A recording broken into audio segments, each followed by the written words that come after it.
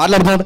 ఏదో ఒక నింద మోపడం, ఏదో ఒకటి రేట్ చేయడం, ఏదో ఒకటి పోతాను. ఇందాక అన్న చెప్తున్నాడుగా, కంటికి కనబడిన సూక్ష్మమైన విషయాలు కూడా పెద్ద తప్పుల్లో చూస్తాం. మన వెనకాల దూరం పెట్టుకుని చెప్పండి, ఎదుటోడి కంట్లో నడుసులు చూడడం. ఈ బుద్ధి ఎవడదంటే సాతానుగాడు. ఆడే తప్పుడు వ్యక్తి, కానీ భక్తులందరి మీద తప్పులు మోపుతున్నాడు. ఏమని? నువ్వు ఎక్కడి నుండి వచ్చావు అంటే వాడు అన్నాడట, భూమి మీద ఇటు అటు తిరుగులాడుచు అందులో సంచరించుతూ వచ్చుతున్నాయి. ఇటు అటు తిరుగుతూ. ఆ ప్రశ్న చూడండి, వాడు ఏమైనా సమాధానం చెప్తున్నాడు? నువ్వు ఎక్కడి నుండి వచ్చావంటాడు. ఆన్సర్ ఏంటి చెప్పండి? భూమి నుంచి వచ్చానంటే బాగున్నావు, కానీ వాడు ఏమన్నాడు చెప్పండి?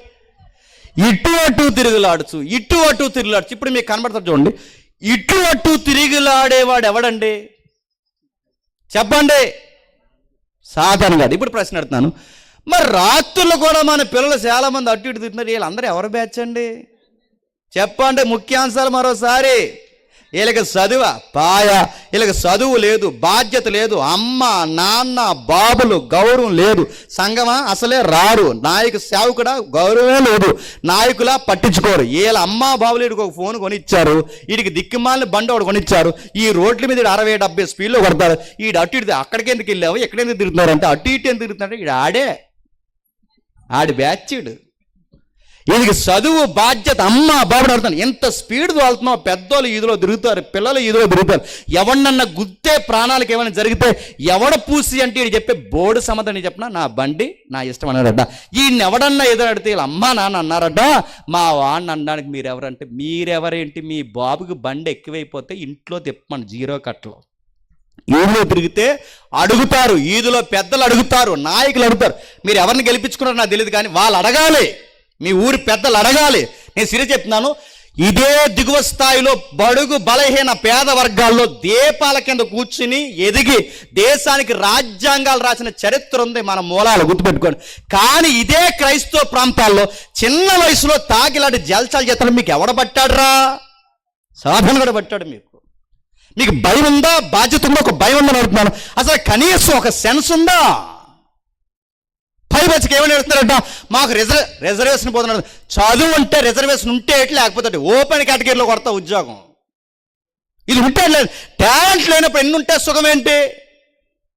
నేను అడుగుతున్నాను, సీరియస్గా అడుగుతున్నాను. మనకి దేవుడు తోడుండి మనం కష్టపడితే యథార్థం ఉంటే ఈది దీపాల కింద కూర్చుని రాజ్యాంగం రాసే స్థాయికి ఎదిగారు మహానుభావులు.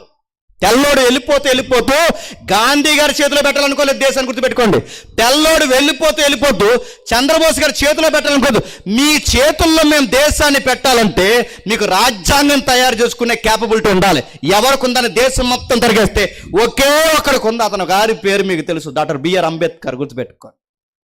ఆ ఒక్కరికి ఉంది ఆ కెపాసిటీ ఉంటే తెల్లోడు ఈయన చేతుల్లో పెట్టి మీరు ఒక టీం అవ్వండి, మీ టీంతో మీరు రాజ్యాంగం రాసుకుంటే వదిలేసి వెళ్ళిపోతాం అన్నారు. జనవరి 26 అధికారికంగా మన రాజ్యాంగాన్ని స్థిరపరిచి వెళ్ళిపోయారు. నేను ఎందుకు మాట చెప్తున్నాను చెప్పిన, చిన్న వయసులో తాగుతారు. మీరు చిన్న వయసులో తాగుతారు, రేపు నీకు పెళ్ళి అయితే ఈ మాట అంటున్నాను ఏమనుకోకండి. సంవత్సరానికి పనుకోతావరా?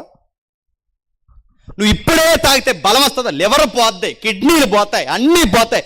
నేను నమ్ముకున్న పిల్ల పెళ్లి చేసుకుంటే రేపు పొద్దున్న నీకేమైనా పుట్టుక్కమని ఏదైనా జరిగితే ఆ పిల్ల పరిస్థితి ఏంటి?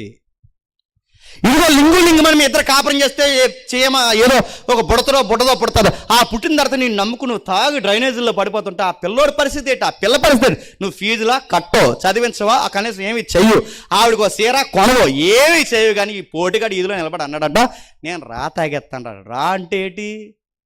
నీళ్ళు కలపడి తాగే పోతావు. నువ్వు తాగెత్తే ఇదేమో లబ్బరా లోపల? నువ్వు తాగేస్తాను ఏంటది లోపల అడుగుతున్నావు? లివర్ ఎలాంటిది? నీకేం ఇనుముతో తయారు చేశారా? ఎవడు రా వీళ్ళందరూ తిరుగుతున్నారు? వీళ్ళకి చెప్పండి మంచి చెడ్డ ఎక్కడ వీళ్ళకి ఎందుకని చెప్పిన. ఆడు పట్టాడు బాగా, ఆడు అటు ఇటు తిరుగుతాడు, ఆడికి తిరిగే బుద్ధి. ఆడు ఎవడక పడితే వాళ్ళందరూ ఎలా తిరుగుతారు చెప్పండి? అటు ఇటు. ఇలా స్కూల్ బస్సు వెళ్తే బస్సు వెనకాలే పోయాడంట. ఎందుకు? ప్యాచీలు అయితే పెట్టారు బస్సు వెనకాల. ప్యాచీలు వేస్తావా బస్సుకి? స్కూల్ వదిలే టయానికి స్కూల్ గేట్ ముందు నిలబడ్డా దేనికి? సెక్యూరిటీ గార్డు చేయాలి అయితే అక్కడ. స్కూల్ గేట్ల ముందు నిలబడతావు, బస్సు వెనకాల తిరుగుతావు, అక్కడ పోతే ఇక్కడ. నీకు దేటి పనేటి? నీకు అక్కడ నీకు చదువు లేదా? నీ సబ్జెక్టులు అవగొట్టవా? ఓ డిగ్రీ చేయవా? మగపిల్లడు నడుతున్నాడు, చదువు లేదా? ఫోన్లు కొనిచ్చారు, టచ్ ఫోన్లు. ఈ టచ్ ఫోన్ కూడా నైట్ ఈ సెంటర్లో నిలబడి ఈదుల కింద నిలబడి ఈది దీపాల కింద కూర్చుని చదివి రాజ్యాంగం రాస్తే మనోళ్ళు ఈది దీపాల కూర్చొని దేకి ఈ మొబైల్లో కూర్చుని కాల్చే అవతలని కాల్చి. ఎవరిని కాల్చేస్తావరా? ఈ ఫోన్లో గేమ్ అది కాల్చే, అవతలని కాల్చే, ఆడేమో అవతలని కాల్చాడు, ఈడేమో ఎదరం. నిజంగా మిమ్మల్ని కాల్చేసుకోండి, మాకు 5 రోజులు పద్దు. దేవునికి అదిగా బైబిల్ చెప్తుంది, ఎవర్రా ఇటు అటు తిరుగుతుందంటే సాతాను గడు తిరుగుతాడు. ఈడ తిరగడమే కాదు, ఖాళీగా ఉండేవాడిని తిప్పుతారు. బైబిల్ చెప్పకముందే బయట సామెత చెప్పిన, ఎంటీగా ఉండేవాడు కానీ, ఎంటీ మైండ్ కానీ, బైబిల్ ఏమని చెప్తున్నా, ఎంటీ మైండ్ డెవిల్స్ ఫ్యాక్టరీ. గుర్తుపెట్టుకోండి, ఎంటీగా ఉన్నాడో వాడు ఎంటీగా ఉన్నాడు, వాడికి ఏ బాధ్యత లేదు, వాడి దెయ్యం ఖచ్చితంగా పడుతుంది వాడికి. అందుకే బైబిల్లో ఒక మాట ఉంది, ఊడ్చి అమర్చిన ఖాళీ స్థలంగా ఉంటే మరో 7 దయ్యాలు కలిసి వచ్చాడు, ఈయన ఇంకా నాశనం చేద్దామని. ఖాళీగా ఉండకూడదు అని చెప్తున్నాను. మగపిల్లలు ఖాళీగా ఉండకూడదు, ఆడపిల్లలు కూడా ఖాళీగా ఉండదు. ఏ పని లేకపోతే నేను ఇచ్చే సలహా చెప్పిన, ఇంట్లో అవసరమైతే తుడిసేయి, తడగొట్లు వేసేయి, ఏమీ లేకపోతే నువ్వే దులిపేయి, ఏదో ఒక పని చేయి. ఖాళీగా ఉన్నావో ఆడొస్తాడు నీ దగ్గర, గుర్తెట్టుకో. ఆడి పనే చెప్పండి, అటు ఇటు తిరగడం. అటు ఇటు తిరగడట. తిరిగి ఏమన్నాడు, వచ్చినప్పుడు దేవుడు ఎలాంటోడు, నీవు నా సేవకుడైన యోబు సంగతి ఆలోచించిదివా. ఇప్పుడు చెప్పండి, అటు ఇటు తిరుగుతున్నాడంటే ఆడి పని ఏంటి చెప్పండి. అటు ఇటు తిరగమంటే ఎవరు ఎలా ఉన్నారు చూడటం ఏంటి పని, ఎవడి పని చెప్పండి. వాళ్ళ కాపురం ఎలా చూస్తున్నారు, చూస్తాడు వీడు. వాళ్ళు ఏం చేస్తున్నారు చూస్తాడు వీడు. ఈ ఉద్యోగం అన్నీ చూస్తాడు, అన్నీ చూస్తాడు కనుక వీడి బుద్ధి ఇదని దేవుడు తెలుసు అన్నాడు. మా అబ్బాయి ఉన్నాడు చూసావా అన్నాడు. ఎవరు? మన దేవుడు ఎలా ఉంటాడంటే, పోయేవాడిని గోకి చెప్పండి, మా వాడు అక్కడ ఉన్నాడు చూడు అన్నాడట. మన దేవుడు అలాంటాడు. యోబు గారిని అన్నాడట, యోబు గారిని చూపిస్తూ, నా కుమారుడు లేదా నా శిష్యుడు లేదా నా భక్తుడు ఇదిగో ఆయన యథార్థపడు నా సేవకుడు అయినవాడు అక్కడ ఉన్నాడన్న సంగతి ఆలోచించావా? అతడు యథార్థవంతుడు, న్యాయవంతుడు, న్యాయంతో భయభక్తులు కలిగి చెడుతనం విసర్జించి భూమి మీద అతని వంటి వాడు ఎవరు లేడంటే వెంటనే అన్నాడట, ఎందుకున్నాడు? ఆయన అడిగెట్టిందల్లా దీవిస్తావు, ఆయన చేసిందల్లా దీవిస్తావు, ఆయన పంట దీవిస్తావు, పిల్లలు దీవిస్తావు, ఆరోగ్యం దీవిస్తావు, ఏది కలిసి వస్తే అన్నీ కలిసి వచ్చేలా చేస్తావు. ఇంతలా నువ్వు అన్నీ చక్క పెట్టగతుంటే నిన్ను నమ్మకపోతే ఇంకెవడు నమ్ముతాడు చెప్పు అన్నాడు. దేవుడు అన్నాడు, అలా కాదు కానీ నువ్వెన్ని తీసినా నా సేవకుడు నన్నే నమ్ముతాడంటే నమ్మడు సార్. ఈ జనాలు అందరూ ఎవరంటే, మీరు ఏదన్నా ఇస్తేనే నమ్ముతారు, ఏమి ఇవ్వకపోతే నమ్మరు. అందుకే జనాల్లో మీరు గమనించండి, కుదురింగా చచ్చుకొచ్చి వాళ్ళని చెడగొట్టే గాడిదలు వస్తాయి కొన్ని, కూసే గాడిదలట చెప్పండి, మేసే గాడిని చెడగొట్టే అన్నయ్యట, ఇక్కడ నీకు ప్రార్థనకి జవాబు రావట్లేదు కదా అన్నారట. అందుకే ఇక్కడ మానేసి చెప్పండి, అక్కడ 7 వారాలు వెళ్తే పని అయిపోద్ది అన్నారంట. అక్కడ కూడా పని అవుదా తర్వాత అన్నారట. అక్కడ కాదు, ఇంకో దిక్కునికి వెళ్తే అక్కడ పని అవుద్దంట.